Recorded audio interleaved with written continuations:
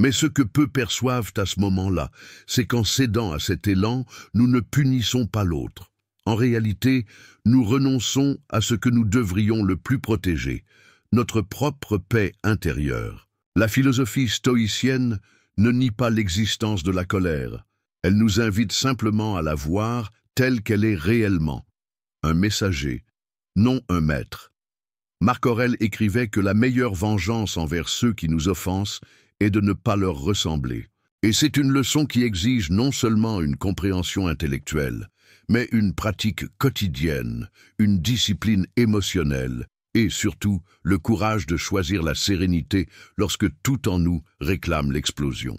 Peut-être pensez-vous qu'il est impossible de contrôler cette force qui semble si naturelle, si instinctive.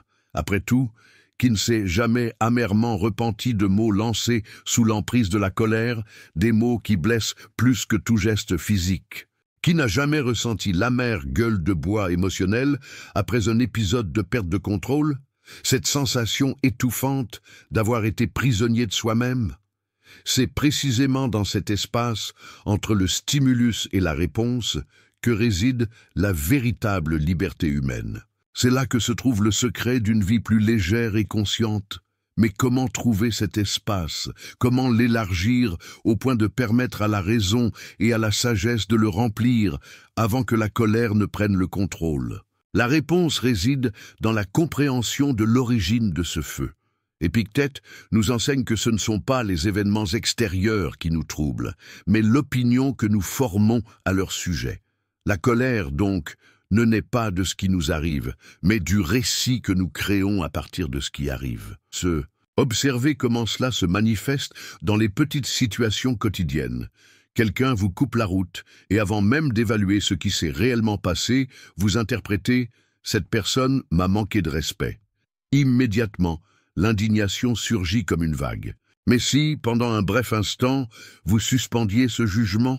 Et si vous considériez que peut-être cette personne était en détresse, se rendant à l'hôpital, ou simplement distraite, comme vous l'avez déjà été tant de fois? Ce n'est pas une invitation à la complaisance, mais à la lucidité. Lorsque nous suspendons le jugement précipité, nous nous offrons la possibilité d'agir en conscience, et non sous l'emprise aveugle des émotions. Avant de plonger profondément dans ce thème, faites un bref pacte avec vous-même.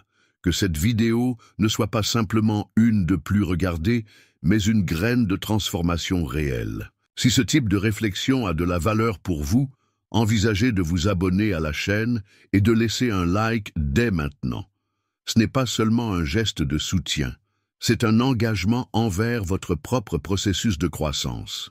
Ainsi, la première pratique est le silence intérieur. Avant de réagir, respirez profondément et observez ce qui se passe en vous. Ne luttez pas contre la colère, ne la réprimez pas, mais contemplez-la comme un visiteur indésirable qui, une fois reconnu, perd une partie de sa force.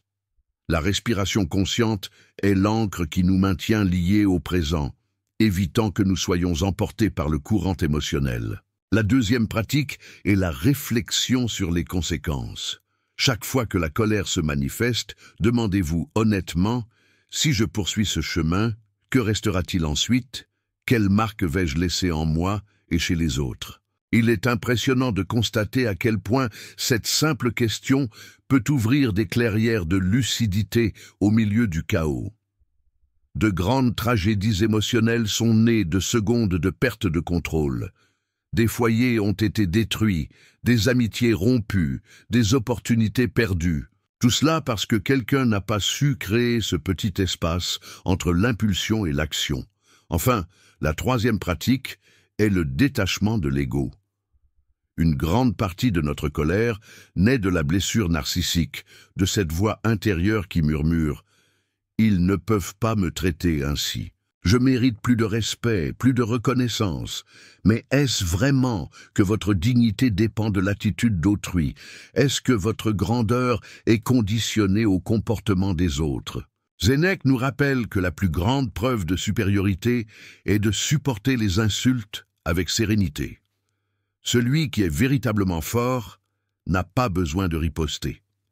La sérénité, dans ce cas, est la plus haute forme de pouvoir. Imaginez comment votre vie pourrait être différente si, face aux provocations inévitables de l'existence, vous étiez capable de rester calme, inébranlable, comme un rocher au milieu de la tempête. Mais ne vous y trompez pas, ce chemin ne se parcourt pas du jour au lendemain.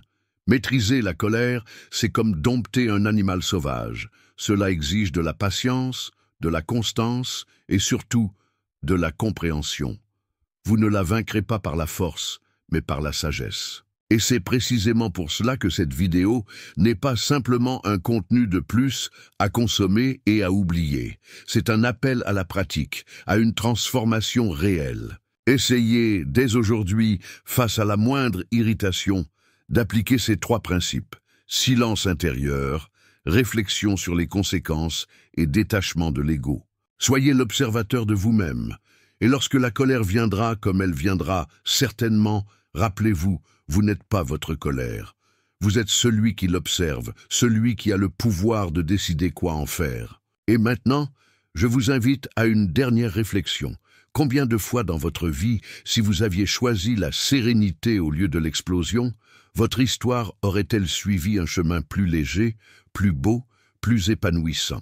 Et à la fin de cette réflexion, si quelque chose en vous s'est déplacé, même légèrement, si cette conversation silencieuse entre nous a touché un espace oublié de votre conscience, je vous remercie profondément d'être resté jusqu'ici. Que ces mots ne se perdent pas dans la hâte des jours, mais fleurissent en actions réelles. Si ce n'est pas encore fait, abonnez-vous à la chaîne. Ce geste maintient cet espace vivant afin que nous puissions continuer ensemble ce voyage d'autoconnaissance et de transformation. Merci de m'avoir permis d'être avec vous pendant ces minutes de silence et de réflexion. Prenez soin de votre paix. Nous nous retrouvons au prochain rendez-vous. Ce choix est encore à votre portée. Qu'allez-vous en faire?